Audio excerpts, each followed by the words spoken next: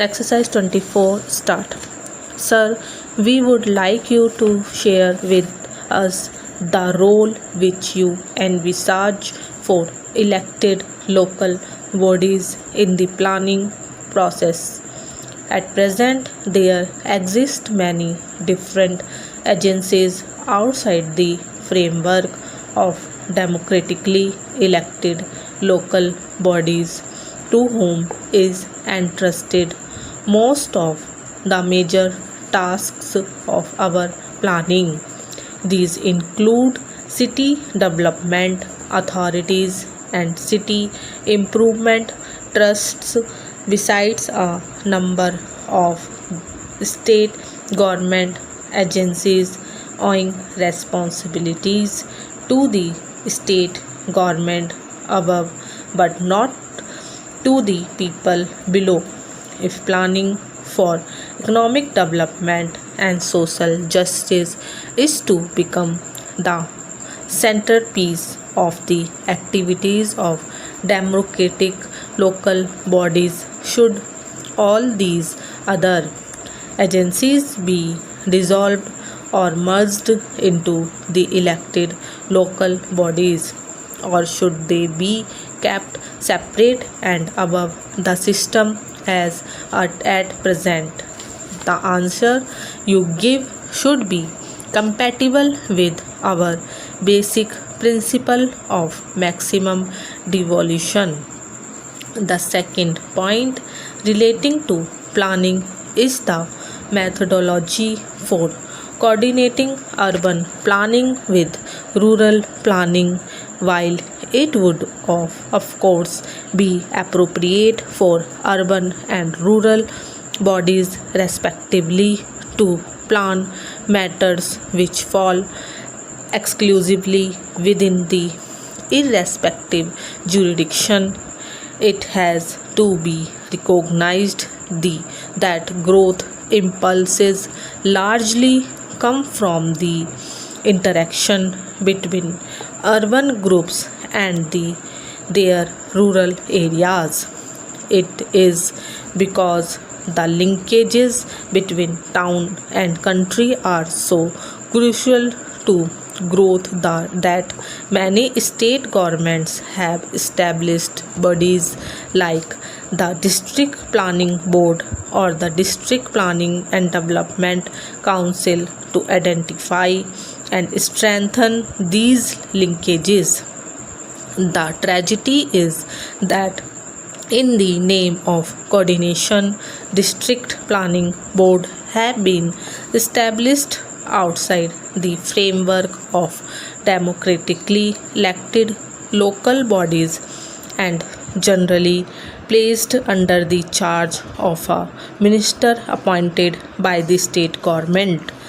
Thus, the most crucial planning functions and much of the effective decision-making power, as also the allocation of the bulk of finances has been vested in bodies which are outside the democratic framework of local government and are dominating by ministers appointed by the state government.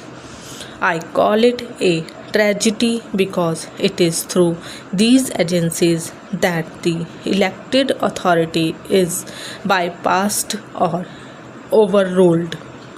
In the name of coordination, democracy is being sabotaged. In the name of coordination, the will of elected local bodies is being subordinated to the will of the state government. In the name of coordination, the people's will is being replaced by the will of officialdom. What measure would you suggest to establish a democratic district planning today? The second major act of devolution envisaged in the Panchayat Raj Bill is the implementation of development schemes relating to the subjects set out in the proposed 11th schedule.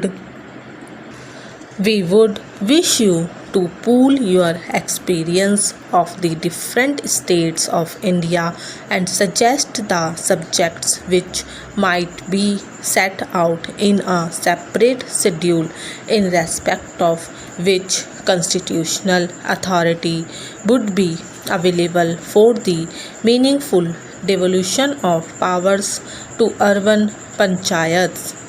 The financial condition of municipal bodies at all levels is pitiable. They barely have the funds to sustain themselves. They are unable to even maintain community assets and services, let alone create new ones. Debt and default are widespread. There is fiscal irresponsibility allied to financial indiscipline.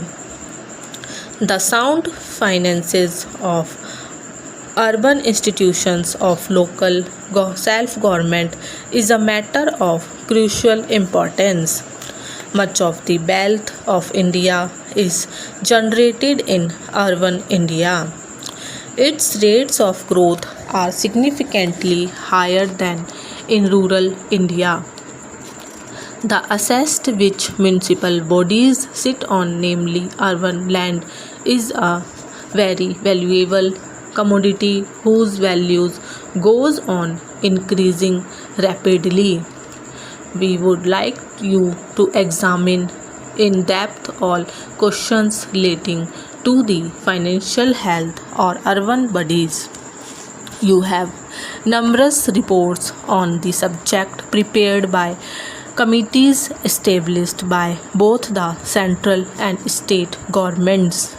You have in the Panchayati Raj Bill the proposal for the establishment of a state finance commission to set out principles on the basis of which taxes may be assigned to or appropriated by Panchayati Raj institutions at different levels. Then there are the grants in aid from the consolidated fund of the state and funds from centrally sponsored schemes as such. Should the proposed state finance commission also set out similar principles for financial devolution to urban local bodies?